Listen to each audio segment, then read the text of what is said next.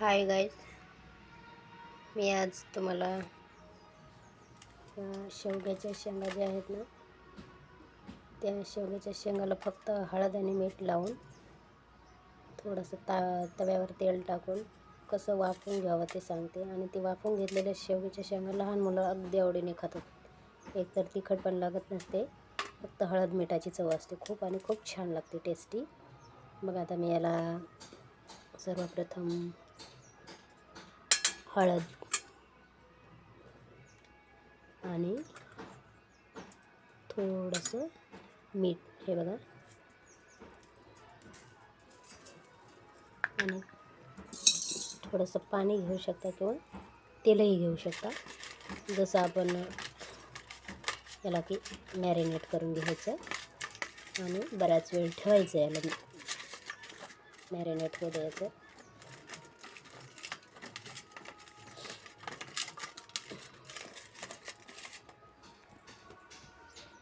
हे बघा, आता हे हळद आणि मीठ लावून याला मॅरिनेट करून ठेवतो आपण 10 ते 15 मिनटं. आपण बाकीचा स्वयंपाक होईपर्यंत पण ठेवू शकतो. हे बघा, थोड्या वेळात आपण याला वाफवून घेऊया बघा, आता तव्यावर थोडंसं तेल टाकून घेऊया आपण.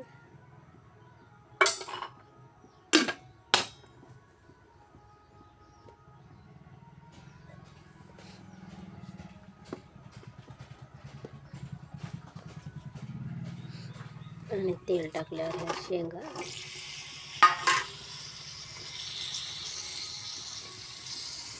थोडंसं असं कमी फ्लेमवर गॅस ठेवून त्याला वाफवून घ्यायचं.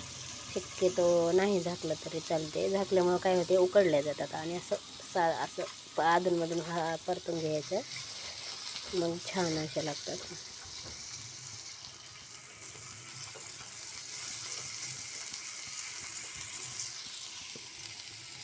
बघा, तर हे बघा, शेवग्याच्या शेंगा घेतलेले आहेत. ते बघा, किती सुंदर अशा मस्त दिसत आहेत. खायला पण खूप छान चवदार अशा लागतात. माझा तर मुलगा खूप आवडीने खातोय. त्याला आल्यावर हे मी सरप्राईज देणार आहे. तो शाळेला गेला आहे. धन्यवाद. कशी झाली शेवगा, सुका शेवगा? छान छान. हां, ठीक आहे. बघा, माझा मुलगा खूप आवडीने खातो, आणि ह्या अख्खे शेंगाच खातो तो. भाकरीसोबत किंवा चपातीसोबत पण खात नाही. मस्तपैकी लागतात, त्याला खूप आवडते. ठीक आहे, धन्यवाद.